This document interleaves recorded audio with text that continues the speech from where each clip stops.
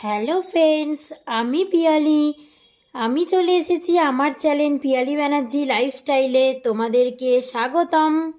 আজকে দেখো আমি বাড়িতেই আছি, তাই জন্য আমি আজকে আলু দিয়ে চিকেন কারি রান্না করেছি। তো দেখো তোমাদেরকে আমি দেখাচ্ছি, তবে খুব সিম্পলিভাবে রান্না করেছি। আমি ফার্স্টে চিকেনটাকে ভালো করে ধুয়ে তারপরে চিকেনের মধ্যে টক দই মিশিয়ে চিকেনটাকে আমি ম্যারিনেট করে রেখে দিয়েছিলাম। তারপরে হচ্ছে আমি সব মশলা একসাথে, যেমন পেঁয়াজ, রসুন, আদা, শুকনো লঙ্কা, কাঁচা লঙ্কা, রসুন, তারপরে হচ্ছে পেঁয়াজ, এগুলো সব কিছু দিয়ে মিক্সিতে ভালো করে পেস্ট করে মশলাটা বানিয়ে আমি রেখে দিয়েছিলাম।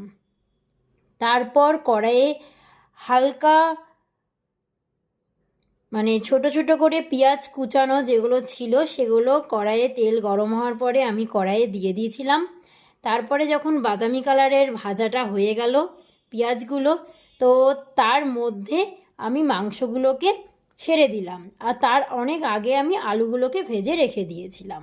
তারপরে মাংসগুলোকে ছেড়ে দিয়ে তারপরে একটু ভালো করে নাড়াচাড়া করে ভাজা ভাজা মোটামুটি করে তারপরে তার মধ্যে দিলাম লবণ, হলুদ, পরিমাণ মতো চিনি, তার মধ্যে দিলাম জিরের গুঁড়ো, তার মধ্যে দিলাম চিকেন মশলা দিয়ে ভালো করে আমি কষলাম। তারপরে যে মিক্সিতে যে মশলাটা পেস্ট করে রেখেছিলাম সেই মশলাটা পুরোটা দিয়ে দিলাম। দিয়ে ভালো করে আমি নাড়তে থাকলাম। সুন্দর করে নাড়তে নাড়তে দেখা যাবে তেল ওপরে হালকা ভেসে উঠবে, তখন আমি জল ঢাললাম। আর কষতে কষতে যদি জল বা শুকনো হয়ে যায় তাহলে একটু আধটু জল দিতে পারো। তো ভালো করে কষে সুন্দর করে যখন দেখছি সুন্দর স্মেল বেরোচ্ছে, তারপর আমি সুন্দর করে আর একটু জল দিলাম। জল দিয়ে আমি যথারীতি আজকে একটু প্রেশারে দিয়েছি, তো প্রেশারে দিয়ে 4টে সিটি দিলাম। তারপরে আবার কড়াইয়ে দিলাম।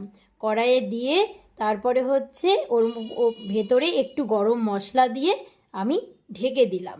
তারপরে ঢাকনা খুলে দেখছি রেডি আলু দিয়ে চিকেন কারি। আর এর মধ্যে আমার একটা স্পেশাল জিনিস দেওয়া আছে, সেটা হলো রাঁধুনি আর গোটা জিরে। তোমরা চাইলে দিতে পারো, ভালো লাগবে খেতে।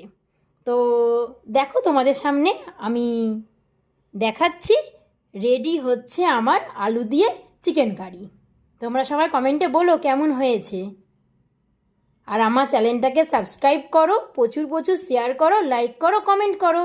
আবার দেখা হবে অন্য ভিডিওতে। ততক্ষণ পর্যন্ত টাটা।